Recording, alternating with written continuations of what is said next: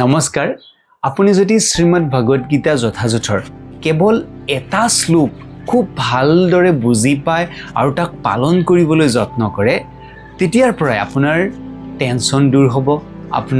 আপুনি হীনমান্যতাত নুভুগিব আপোনাৰ যদি বহুত ভয় লগা ভাৱ আছে ভয় লগা ভাৱ দূৰ হ'ব আৰু যদি এনজাইটি থাকে সেই এনজাইটিও আপোনাৰ দূৰ হ'ব পাৰে তো এনেকুৱা ধৰণৰ ক্ষমতা ভগৱদ গীতাৰ আছে ভগৱদ গীতা হৈছে শ্ৰীকৃষ্ণ মুখৰ পৰম বাণী আৰু আজিৰ পৰা প্ৰায় 5000 বছৰ আগতে ধৰ্মক্ষেত্ৰ এটা পবিত্ৰ কুৰুক্ষেত্ৰত ভগৱান শ্ৰীকৃষ্ণই অৰ্জুনক এই গীতাৰ জ্ঞান দিছিলে আৰু সেই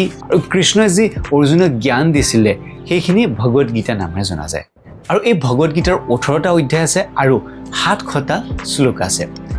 আৰু এটা খুব ইণ্টাৰেষ্টিং আজি গীতা জয়ন্তী হিচাপে পালন কৰা হয় আৰু এই গীতা জয়ন্তীতে আজিৰ পৰা প্ৰায় 5000 বছৰ আগতে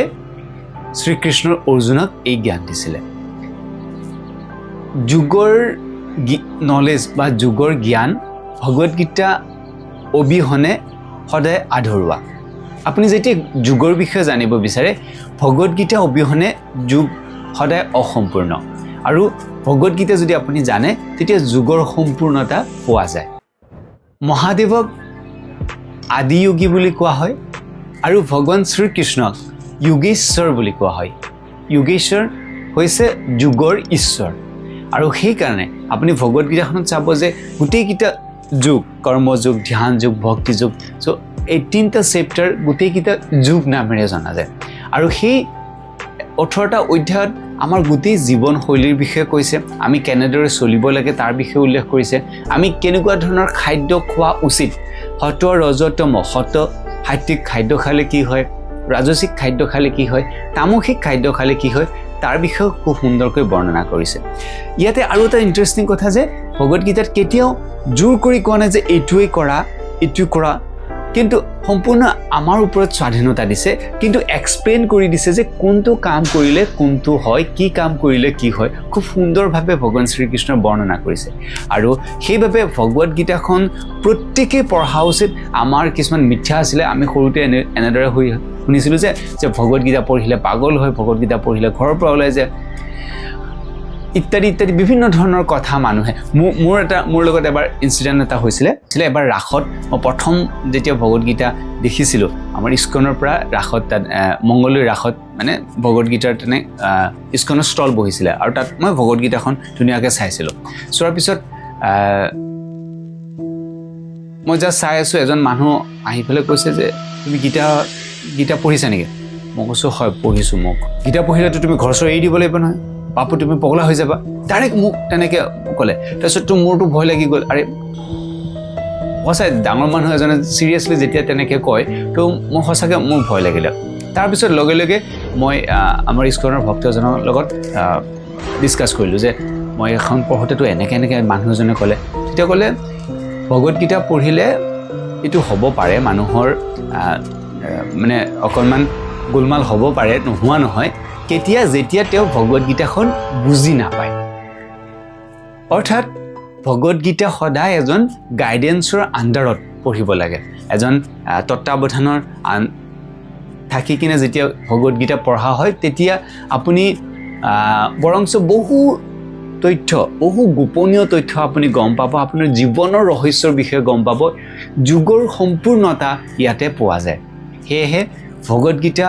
সকলোৱে পঢ়া উচিত আৰু এই সময়খিনি গীতা জয়ন্তীৰ এই সময়খিনি খুবেই অস্পিচিয়াছ কিয়নো এই সময়খিনিতে মই আগতে উল্লেখ কৰিলোঁ যে এই সময়খিনিতে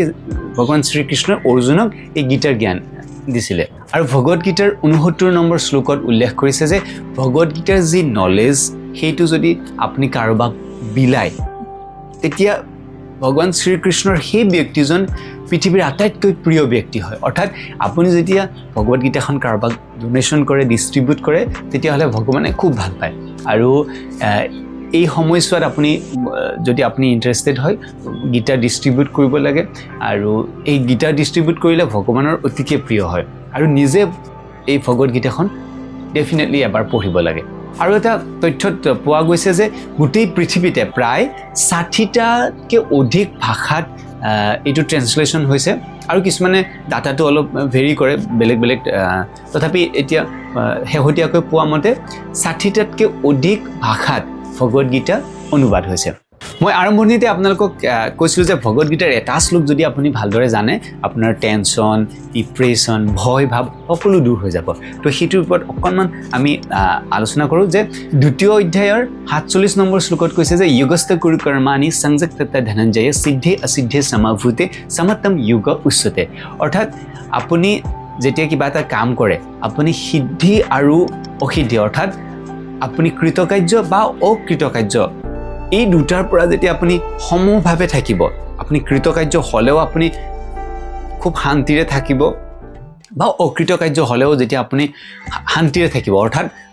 ইয়াতে মনৰ কণ্ট্ৰোলৰ কথা কৈছে মাইণ্ড যেতিয়া আপুনি কণ্ট্ৰোল কৰিব পাৰিব সিদ্ধি অৱস্থাত অসিদ্ধি অৱস্থাত তেতিয়া তাক যোগ বুলি কোৱা হয় এই শ্লোকটো যদি আপুনি গভীৰতালৈ যায় তেতিয়া ইয়াৰ আশে-পাশে শ্লোককেইটা পঢ়িলে আপুনি বুজি পাব যে আমাক ভগৱানে কাম কৰিব দিছে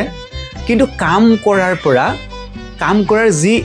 আমাৰ ফল সেই ফলটোৰ পৰা আমাক হাত সাৰি থাকিব দিছে অৰ্থাৎ ফল যে আশা কৰিব দিয়া নাই সেই মনোভাৱটো যেতিয়া আপুনি ল'ব যে মই খুব সুন্দৰভাৱে মোৰ নিজৰ কাম যি আছে মোৰ কামটো কৰিব লাগে বাকী ফল যি আছে সেইটো পৰা ভগৱানৰ ওপৰত সেই ভাৱটো যদি আপুনি অকণমান দকৈ যদি এই কথাখিনি ভাবিব দেখিব লগে লগে আপোনাৰ টেনশ্যন দূৰ হৈ যায় গতিকে আপুনি এইটো এপ্লাই কৰি চাব পাৰে আৰু তাৰ কিন্তু এইটোতে আৰু এটা কথা যে কাম নকৰাকৈও থাকিব দিয়া নাই আপোনাৰ যি শাস্ত্ৰবিহিত কৰ্তব্য সেই শাস্ত্ৰবিহিত কৰ্তব্য নিজক কৰিব দিছে কিন্তু তাৰ কামখিনি কৰাৰ পিছত যি আমাৰ ফল সেই ফলটোৰ প্ৰতি আশাটো বাদ দিব দিছে যি পায় সেইটোকে গ্ৰহণ কৰিব দিছে গতিকে এই মনোভাৱটো ল'লে লগে লগে আমাৰ টেনশ্যন ভয় কামৰ প্ৰতি যি বোজা থাকে এই সকলোবিলাক নোহোৱা হৈ যায় গতিকে আপুনি এইটো এপ্লাই কৰি চাব পাৰে আৰু আপোনালোকে ভগৱদ গীতা পঢ়িছেনে নাই তলত নিশ্চয় কমেণ্ট কৰি জনাব যদি পঢ়িছে আৰু আপোনাৰ কোনটো শ্লোক আটাইতকৈ ভাল লাগে সেইটো আপুনি তলত কমেণ্ট কৰি জনাব আৰু এতিয়া গীতা জয়ন্তীৰ সময়ত আপুনি গীতা ডিষ্ট্ৰিবিউট কৰক আৰু ভগৱানৰ অফুৰন্ত কৃপা লাভ কৰক যোগাভ্যাস ভগৱদ গীতা অবিহনে সদায় আধৰুৱা গতিকে আপোনালোকে যিসকলে যোগাভ্যাস নিয়মীয়াভাৱে কৰে আপোনালোকে নিশ্চয়কৈ ভগৱদ গীতা এবাৰ পঢ়ি চাব এজন গাইডেন্সৰ তত্ত্বাৱধানত পঢ়ি চালে খুবেই ভাল আৰু মই আপোনাক যিখন শ্ৰীমদ ভগৱদ গীতা যথাযথ শ্ৰীল প্ৰভুপাদৰ এইখনত খুব সুন্দৰভাৱে হৈছে তাত প্ৰথমতে শ্লোকটো দিয়া আছে আৰু শ্লোকৰ মিনিংটো দিয়া আছে সংস্কৃত শ্লোকটো তাৰ মিনিং কি হয় আৰু তাৰ সম্পূৰ্ণ অনুবাদ বেলেগ বেলেগ লেংগুৱেজত বেলেগ বেলেগ অনুবাদ আছে অসমীয়াটো আছে বেংগলী আছে হিন্দী বিভিন্ন ভাষাত আছে তাৰ তলত নেপালী বিভিন্ন ভাষাত আছে তো তাৰ তলত অনুবাদটো দিয়া আছে আৰু তাৰ তলত তাৎপৰ্য শ্ৰীল প্ৰভুপাদৰ তাৎপৰ্য দিয়া আছে সেই শ্লোকটোত কি ক'ব বিচাৰিছে গতিকে খুব সুন্দৰভাৱে বিশ্লেষণ আছে এই গীতাখন পঢ়িলেও আপুনি খুব ধুনীয়াকৈ বুজি পাব কাৰণ প্ৰভুপাদৰ ডাইৰেক্ট গাইডেন্সত